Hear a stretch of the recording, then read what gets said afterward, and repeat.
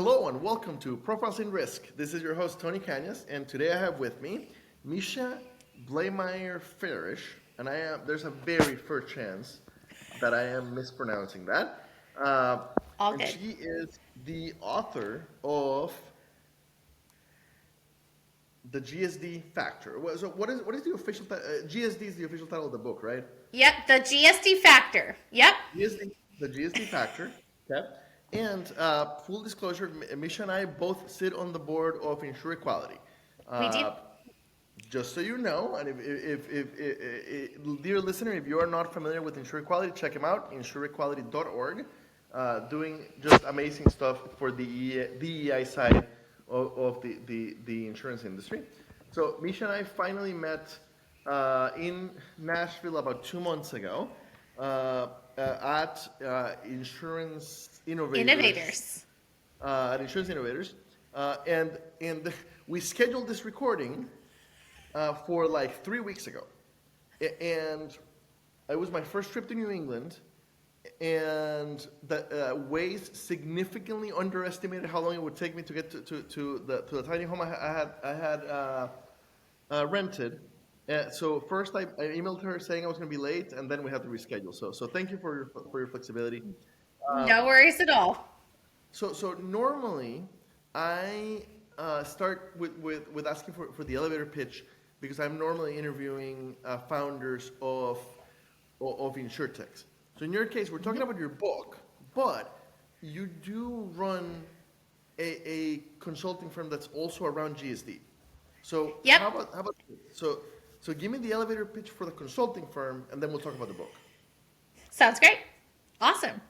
Well, Tony, thank you so much for having me. I'm really excited for this conversation. And just to give you a little bit of my background, so I've been 20 years in the insurance and technology space. So started back in sales and marketing and love the art of storytelling that comes with that, and brought that into the operations side of the house very quickly, helping with process improvements and streamlining, and really helping those organizations dream big for themselves, especially helping them in those transformations, whether it was a digital transformation or a technology transformation. And so have worked alongside, again, that insurance and that technology space for a number of years, and just have loved the innovation that comes out of that. And so now, in the last couple of years, I established a company called Etymology Consulting, which is my consulting firm. And that is really helping those startup organizations, maybe it's those nonprofits, but also those small to mid-sized insurance and technology firms, really help them define, we call it identify, innovate, and implement, and really helping them figure out what is their roadmap, what's their current state, what's their future state, and what's their roadmap to get there to success. And so love still working in both that technology and the insurance space. And then secondarily also founded GSD Factor. And based on, I have a podcast, and then obviously just came out with my book this year. But we also provide those coaching and consulting services as we're helping those individuals or those clients figure out how to get shit done. So, et- etymology. Yes, etymology consulting. So I'm a bit of a language nerd. Etymology, the study of knowledge. So What is? etymology is that kind of creation or that beginning, understanding our origin, who we are. And so that's why we really help our clients to identify who they are and what they want to be and what they want their story to be, whatever industry that they're in. But because of my, 20 years in the insurance and tech side and financial services, even, that's where a lot of my clients and portfolio come from. Okay, perfect. So let's hit the book.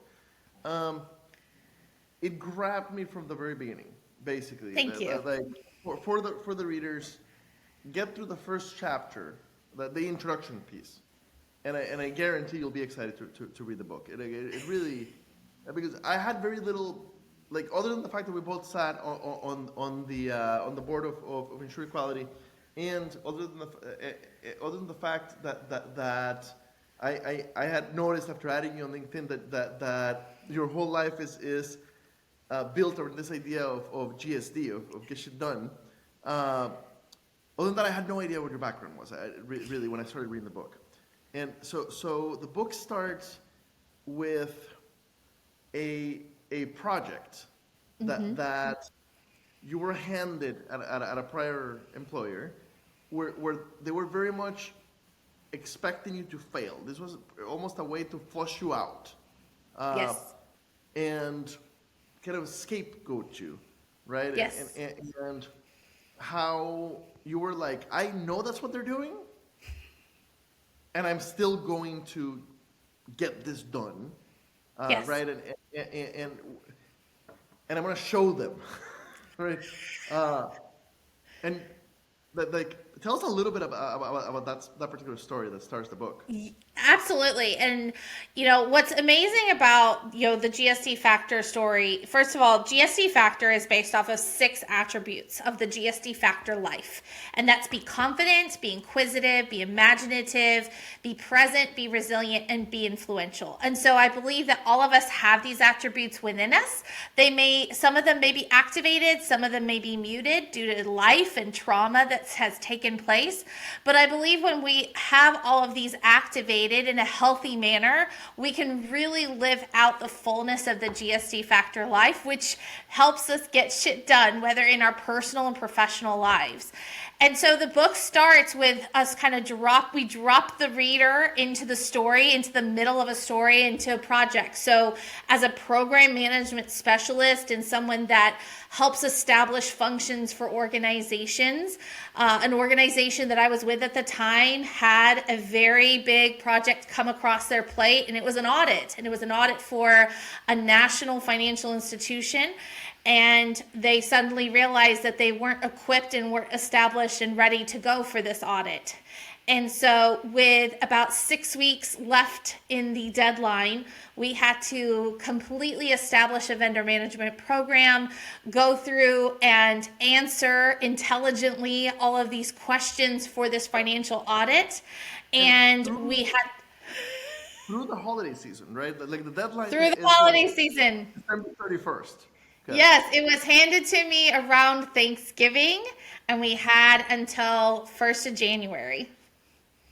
So So an extra we handicap thrown into it, yeah. Yeah, exactly. Because as we know, right here in the States, because I have a lot of audience all over the world. But for those of you in the States, right, like from Thanksgiving to New Year's, everybody knows that is a really hard time to get anything done in the business world in general, because so many people are taking time off to be with their families and to rest and recharge and to celebrate. Which is why so many businesses today, especially in the technology space, Tony, their fiscal years actually end of January because of that reason. Because so many realize that between Thanksgiving and New Year's, there's three to four massive holidays there.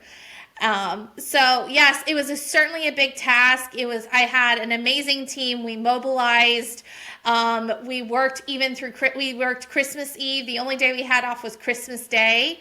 And I was also working mom. I had 2 young ones at home. But I knew that this was going to be part of my story. And I knew that this wasn't just happening to me. It's happened to many others before me. And so I wanted to prove them wrong. I wanted to accomplish and be successful. And then I wanted to share the story afterwards. Fantastic. So that story definitely grabbed me from the beginning. And then it goes into a how to read this book section. In general, I like those because as a horribly ADHD person, I have a hard time just pushing myself through a book kind of like in a row. Yes. So having a book tell me how to make the most out of it is something that I definitely appreciate. And then you kind of start going into each of the attributes, getting more details into each of the attributes. The story, I'm a history nerd, and I'm very proud of my family history. the story of your family history and how you weave it into what you do, and your childhood experience at the book fair in some European uh, Frankfurt, Germany. Frankfurt. Okay, yeah, and how what do you learn from that? Like this is a business book that reads partially like a very interesting biography. Well, thank And you. and that makes it for somebody who's not a business book. I'm a bit of a business book nerd, but for somebody who's Yep. not a business book nerd, it, for my girlfriend who loves biographies and finds most nonfiction boring, this is a great read. Well, Because thank you so much. the way it's written, it's just a fun. I mean, there's a lot of great lessons in it. Yes. Very approachable, and it's very engaging because of all your personal stories. Well, thank you. And, the reason for the stories weaving it into the business principles is because for generations and generations, stories and storytelling was the way that lineage and history was passed on. And, I carry a lot of very proud lineage. My mom hails from Wales and have family throughout all of the Celtic nations. And then my dad, family was from Germany. And so, the art of storytelling is how they passed on history. It's how they shared the successes and the trials and the tribulations. But if you think about this, the art of storytelling is also how we teach our next generation, and it's how I teach my tiny humans. And the idea with the story is you'll remember it a little bit different. And what I hope is that people will read my story and then they can share my story as, I heard this story, or I read this story, and this is what happened, and then this is what was the result, and this was the outcome, and this was the lesson. Because sometimes we may not remember the lesson, but we may remember the story, and it will trigger our memory for that. And the whole reason for our format in the book is that at the end of each chapter, you have journal prompts, and then you have what we call dream big pages. But the idea is that I want you to pick up the book when you need it. So if there's a time in your life when you're needing to be more imaginative, then read that chapter, go through those journal prompts, do those different exercises that we talk about, do the assessment that we have as part of our GSD Factor Hub community. Or maybe you're going through a really tough time and you really need some encouragement around resilience. So the idea is that we want you to be able to pick up the book and kind of flex whatever muscle for whichever attribute you're needing at that time in the chapter of your journey at that moment. And it works.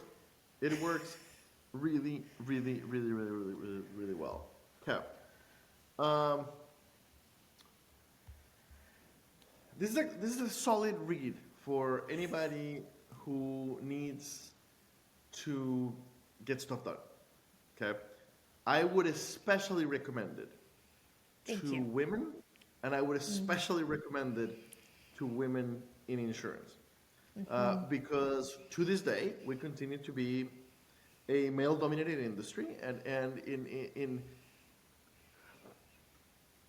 in ways that are infuriating, right? Where we have something like 60% of overall insurance employees are female. Women run insurance, and yet the higher up you get in the leadership, the less there are.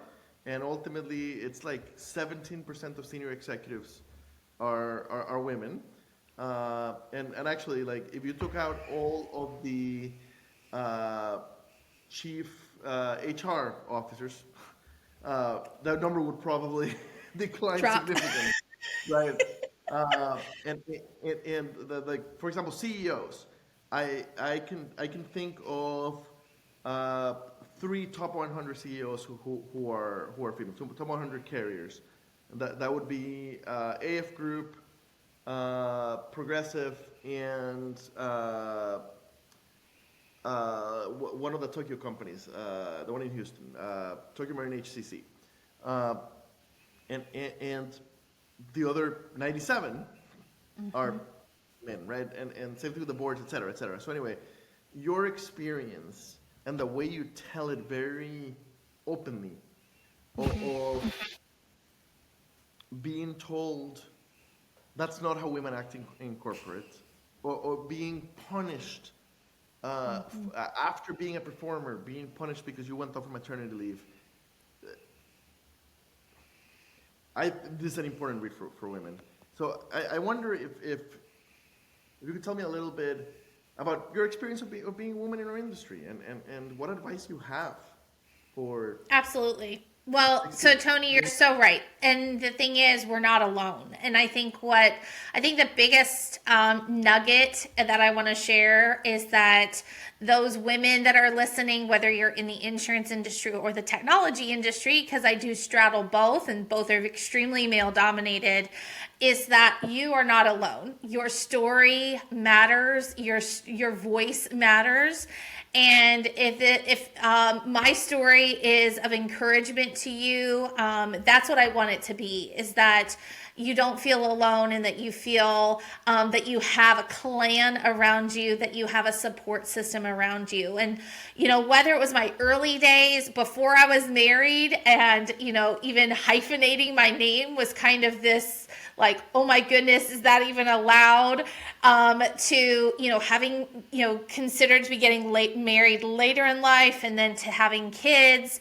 And you're right, it was a lot of experiences, and it was a lot of times, unfortunately, at the hands of other women and other working moms in these spaces. And I think that that's just so unfortunate, because I think as women, when we are elevated to a place of leadership, we need to hold ourselves to another standard, and we need to hold ourselves to that standard of, we have broken through that glass ceiling, and it is our job and our responsibility to mentor the next generation, to support the next generation, and to let them stand on our shoulders and break through the next glass ceiling. And instead of being intimidated or jealous by those below us, cheering them on and saying, come on, let's do this together. And then I'm going to push you up to the top, because they can go further beyond where I could have ever gone. And I think that, my message to women in leadership that maybe are surrounded by some amazing talent and some trailblazers under them, be open and be a mentor, right? Bring them alongside you, because not only will they be fulfilled and will they stay in our industry, but that you will also reap the benefits. It is greater to, we hear about giving is such a beautiful and a powerful gesture. And I think as we mentor and as we come alongside this next generation, there's such a blessing that comes back on us as doing that. And it's just beautiful to see even the women that I have had a chance to mentor, or currently mentoring, or those that you have worked with me for the last 20 years. It's great to see them continue to go above and beyond, but it takes a special mindset as women. And so what I would encourage those that are in that leadership position, just be present for a moment and say, am I being the type of leader that I would be looking for if I was their age or in their shoes? At the beginning of the response, you talked about you're not alone. If you're feeling alone, there are great resources. Check out Sarah Mooney's book, Yes. Undiscovered Voices, published by Insurance Nerds. The Insurance Nerds Slack channel has a great Women in Insurance channel. That's a fantastic community that has emerged organically in there. Because Yes. I didn't build it.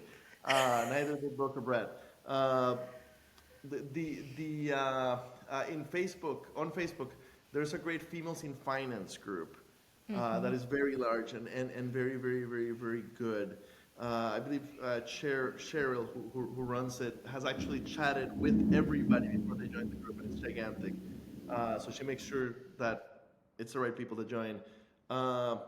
There are listen to Meg McKean's podcast. I can never remember the name. Bound and Bound and Determined. determined. Yes. Anyway, look around a little bit and find that community. We can help you find that community of Absolutely. women who can support you and mentor you within our industry. Um, so thank you, thank you for sharing what you really went through, because I think that uh, if women don't share the experiences they have, then other women think that they're the only ones that have experience. And we never solve it. We never fix it, right? Um, okay. Um, you talk about growing up in the South, and how that affected the way that you see business, the way you see life, the way that you see being a woman in business. I thought that those parts were very, very interesting. Uh, I I grew up in Costa Rica, and then I went to school in Iowa and spent most of my time in the U.S. in the Midwest. And then the last 3, 4, 5 years, I've lived in Atlanta. And Atlanta, Georgia, is very interesting because it's a big city that is surrounded by a very, very, like, ultimately it's the deep south, right? Atlanta Yes. itself is a little better, but really you get like 10 minutes out of Atlanta and it's the deep south. Yep. And I wasn't prepared for that. I will tell you. So anyway, so I like how you talk about it.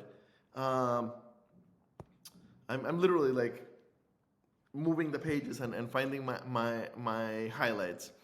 Uh, I love how you talk about how uh, get shit done and celebrate differences, celebrate uniqueness. Uniqueness makes us all stronger. Yes. Um, And I think that's something you and I see right now, right? Especially as we work and partner with Ensure Equality, right? There is beauty in diversity. There's beauty in celebrating that uniqueness, celebrating all everybody's different strengths and weaknesses, even, and saying, okay, you know, I'm not the smartest person in the room, but let's mobilize and let's bring everyone together around the table because we can do great things together. but by the way, I will do my best to sound edit, but for the listeners, if you can hear thunder behind in the background, it's because Misha is in Nashville, which is currently under a tornado warning. Uh, so so that's the storm behind her. But she's unstoppable, so she wasn't going to just reschedule unless it's absolutely necessary. Uh, I, I loved the little piece. It's like one paragraph about Apollo 13, and so I had heard this same idea back in elementary school. My math teacher in fifth grade talked about this movie and about this very idea of how they figure out the, that. So yes, the stuff that we have wasn't designed to fix this, but we don't care what it was designed to do, rather what it can do, right? And how you have to get out of that box. And so I heard this a long time ago, and I never thought of applying it to things that weren't physical objects, right? I never thought to applying this to the white collar brain work that all insurance professionals do. So that to me was worth the price of the book. That making that connection in my head of always asking myself, even if that's not why this was designed, what can we do with it? So thank you for that. I thought that was absolutely fantastic. Oh, you're welcome. And, you know, that's a beloved movie in our house, right? Just given my grandfather's history of working on the race to the moon. And I think it's so important because, and there was a lot of LinkedIn activity recently about, you know, digital transformation or technology transformation and what does that truly mean? And it truly, you know, and I think what's important is that you have to look at not just the front end of things, right? Or the customer experience. You also have to really look at what is that 360 view of your technology or of your product or of the systems and platforms. And, the insurance industry is a little further behind than under other industries. So it is ripe for opportunity. But what I guide clients on so many times is you can't just look at what is that customer experience, but you also have to worry about also the employee experience and the waterfall effect, right? Because if you are trying to do that square peg in a round hole, you got to be mindful and think about it and make sure that we're doing it in the right way at the right time. And sometimes people just want to take the easier way out and just handle the front end and the customer experience end instead of looking or evaluating the back end of the systems.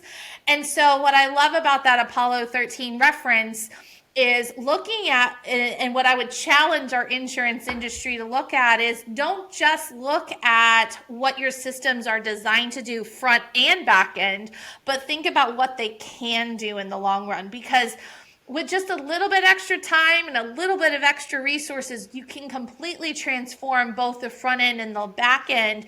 And in the long run, it's actually cheaper. And you'll save time and save resources. And I think it's just a really important lesson that can be so tangibly applied to our insurance world. Fantastic. The DocuSign story. Yes. Oh my God. I literally read this to Renee, my girlfriend, because I've never been a leader. I've never been a people leader. And she's been in those rooms in a 40,000 people company where she's like, this is so freaking obvious what we need to do, right? And it takes 2 years of political coalition building to bring something as simple as DocuSign. So the DocuSign story, like for anybody who's dealt with getting technology implemented, agreed on, etc., within insurance, is going to love this and the lessons that you learned from it. And I think that it really brings it down to earth because generally in an insurance company, we're not talking about moonshots, right? We're not inventing new realities here. We call it innovation. It really is like catching up to like basic capabilities of the rest of the world. It is. It truly is. And I think what it's important for everybody to understand is, if you are that trailblazer, if you are that innovating solutionist in your organization, you have to, my biggest advice to you is start early with your ideas, right?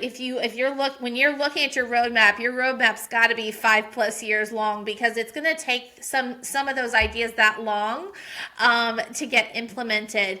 But the other piece of advice that I would recommend to those innovating solutionists is you've got to make it a little painful for them to understand the true value of something, right? And so, one of the things as we implemented DocuSign was we made it a point, the team and I did, to have to schedule a meeting with those that needed to sign. And so now we're taking time on their calendar and then, bringing the paper to them and all these different things. And so we made it exceptionally painful for them to understand, like, do you see how much time this has taken? Do you see, all these different steps and processes?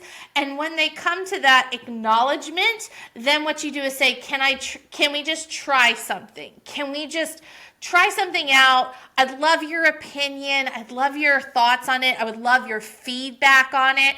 And then what you do is you sweep in with your new process right after they've experienced this extremely painful process.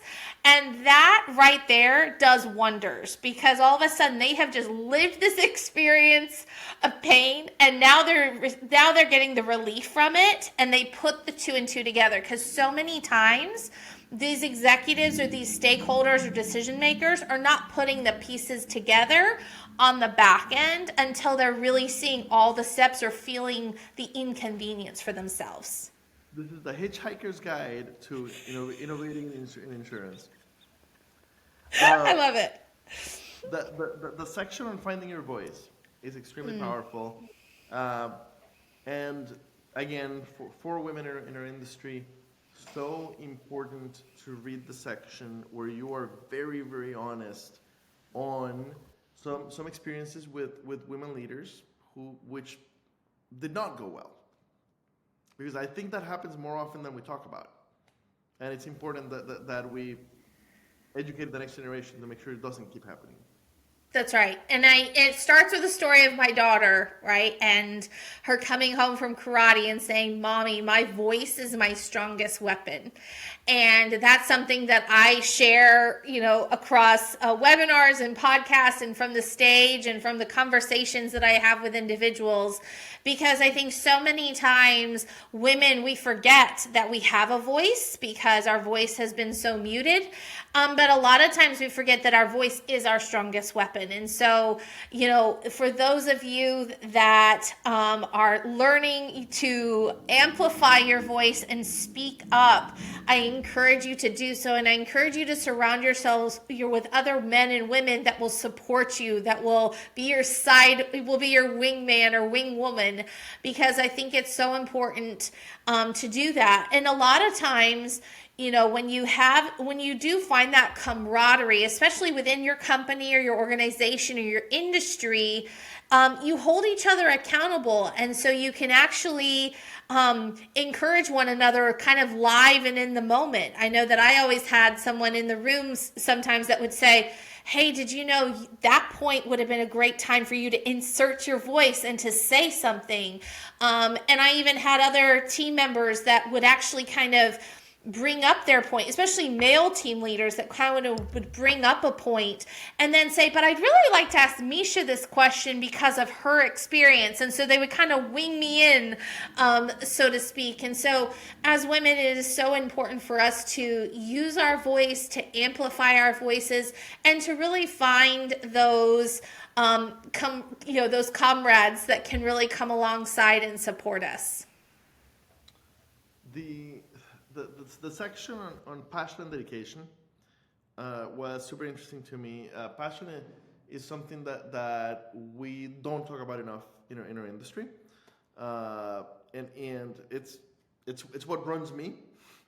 So I loved seeing it addressed in a business book. I don't remember seeing that before, and especially you also acknowledge the fact that passions change. And that's okay, right? It's natural. We all evolve. We all change. That's okay.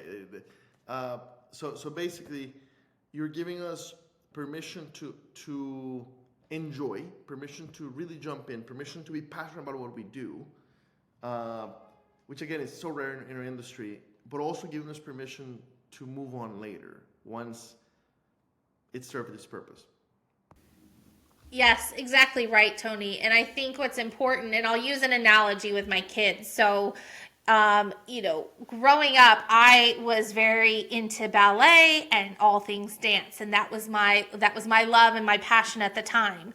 But my parents instilled in me that I needed to always kind of have that back plan, that plan B, so to speak. And so my dad would always say for every ballet camp I went to in the summer, I had to balance it with a golf camp, because he said, business, I think, will be a really good backup plan for you. And little did he know. But I think what's important is when you look at life, and I'll use my daughter as an example. She loves all the sports and she loves all things STEM. She's a lefty, so she's extremely creative, but she loves to try all the things. And so she does a lot of different sports and a lot of different activities on what we call 8-week rotations. And so every 8 weeks, she gets to try something new and she gets to enjoy it for that moment. She gets really involved in it. She studies the craft. She studies the history of whatever sport sport or activity she's doing. But after that 8 weeks, she looks back on it and we'd have conversations about it. We talk about what do we like, what we not like, and what do we want to come back to that. And some of those activities she's come back to, and other activities she's not come back to.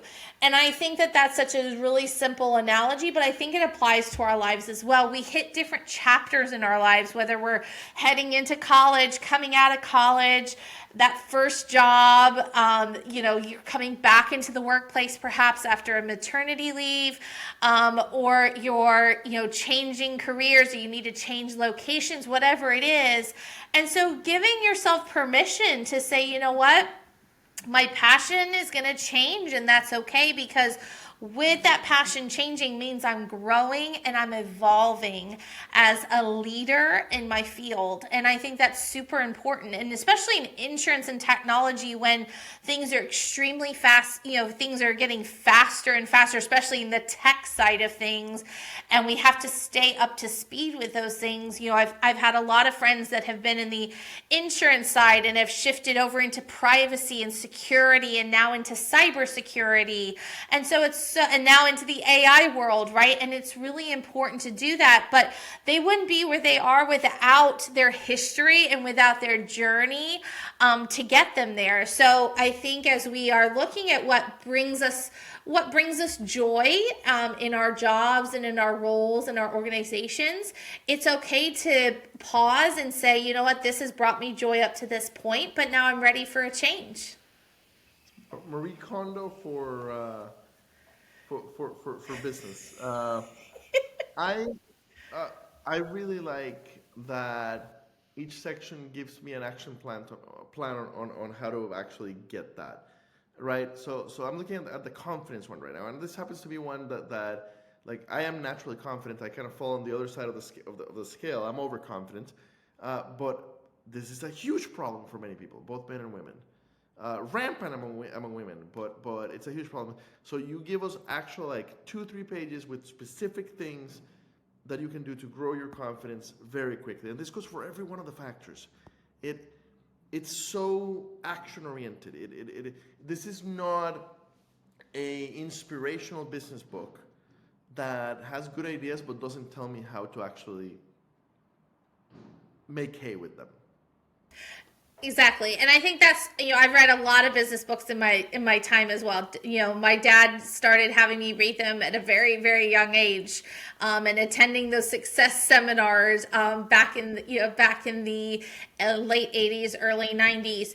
And what I always took away from either listening to those books on cassette tape in the car or reading those books was, okay, you've given me some insight, but now what? What's the next step? What's the how-to?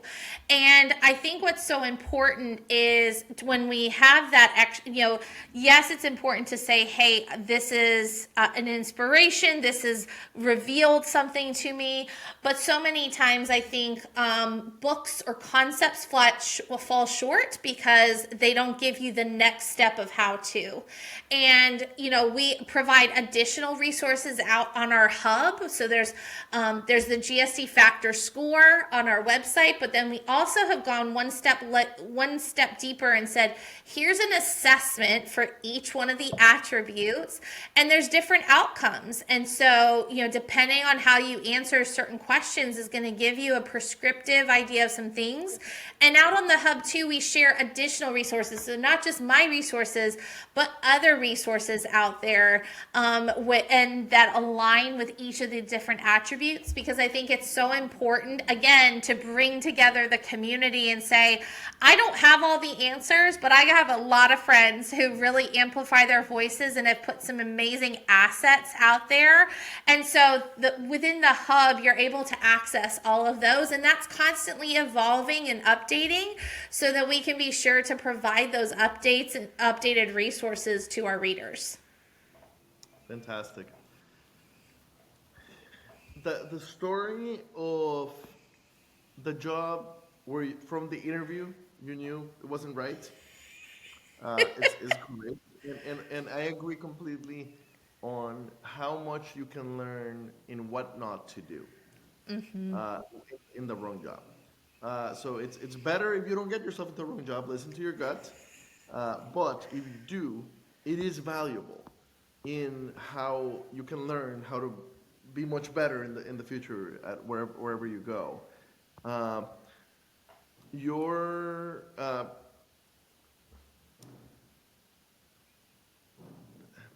your the vulnerability with which you tell the story of being a dancer as a child, growing up, uh, wanting to and planning on putting in the work to go pro with dancing, uh, and then being robbed of that uh, because of Lyme disease.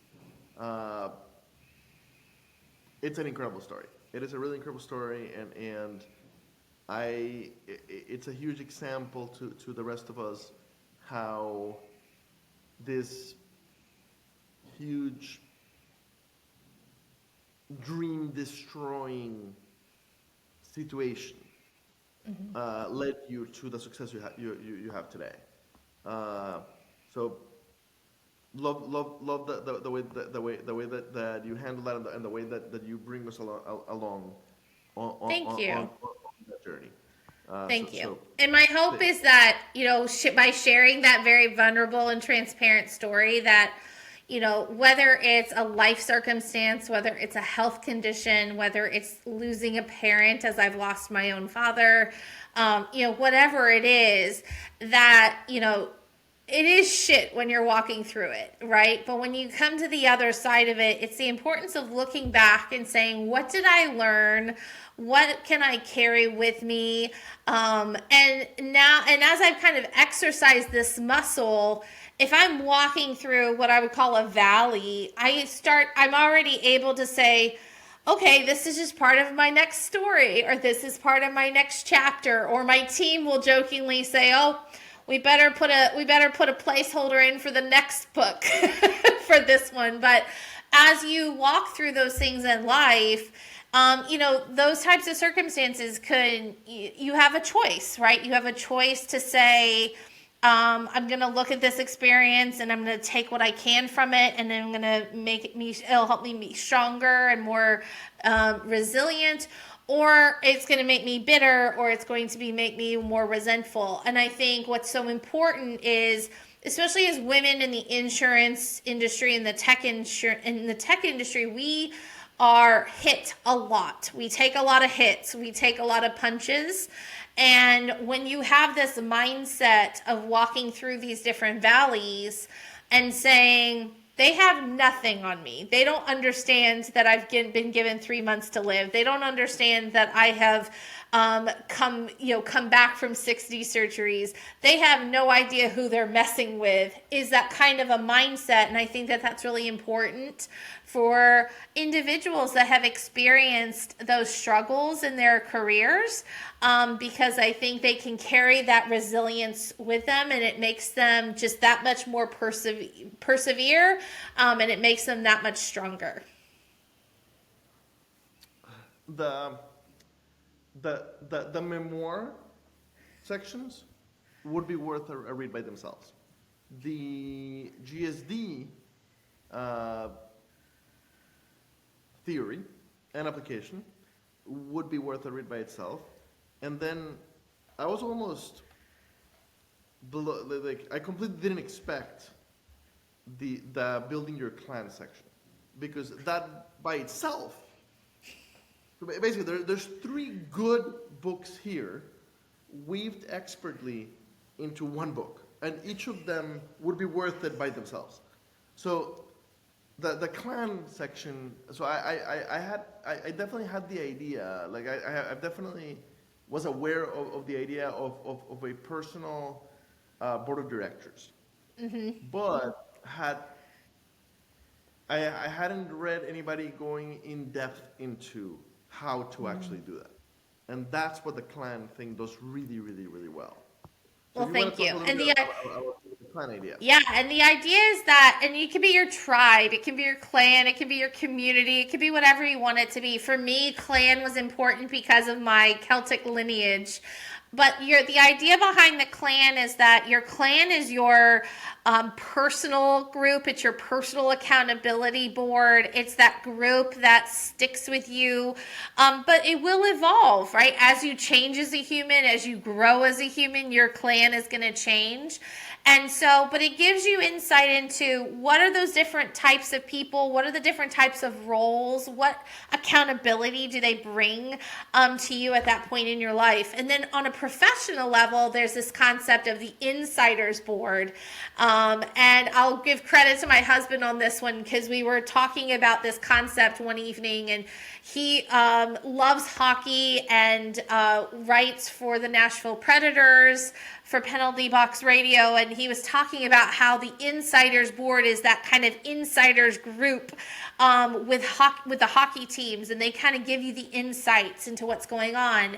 And so that's kind of where the concept came out of, was you have this clan that is your personal board, your personal accountability team, but then you also have this insiders board, and that's your professional team, and that's the team that's going to keep you on track professionally, whether you're a founder, whether you're a CEO, whether you're a manager or an analyst. You have that professional group that's going to keep you and help you grow professionally and help you pivot and help you transition when life calls for it. And so it's so important, again, the theme of you're not alone, even in this life, whether it's your personal or your professional life, your clan or your insiders board, you're never alone as you are navigating this crazy thing we call life, Tony.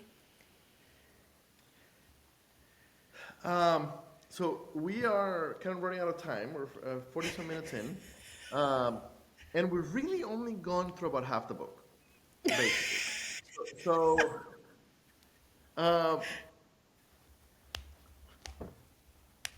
Listeners, if you made it this far in the conversation, go buy the book. Like it is a really, I don't know what to sell. It is a really good read. Whether you are Tony who likes business books, my girlfriend Renee who hates business books but likes memoirs, or anybody who just is in a rut and needs to figure out how to get out of it, there is a lot of value here, whoever you are. So it really, it's really, really, really, really good. I love that it came from somebody in insurance, because otherwise it would have been unlikely that we would have connected and I'd been able to get you on the podcast. But this is not a great insurance book. This is a great book. Thank you. Thank you so much. And I want to just say I had an amazing team, as always, that surrounded me. And so my editors were Alicia Reynolds and Qualia Hendrickson. And so a huge shout out to them. They have worked tirelessly with me for the last couple years, and it's just been an incredible journey. And we're just so proud of what we've done. And just thank you so much, Tony, for your words. You are too kind and generous. And I'm so glad that you enjoyed it. And my hope is that it will be a source of encouragement and hope for those of our fellow colleagues that are here in the insurance space. Fantastic. Thank you so much for your time today. And I look forward to when the next one comes out.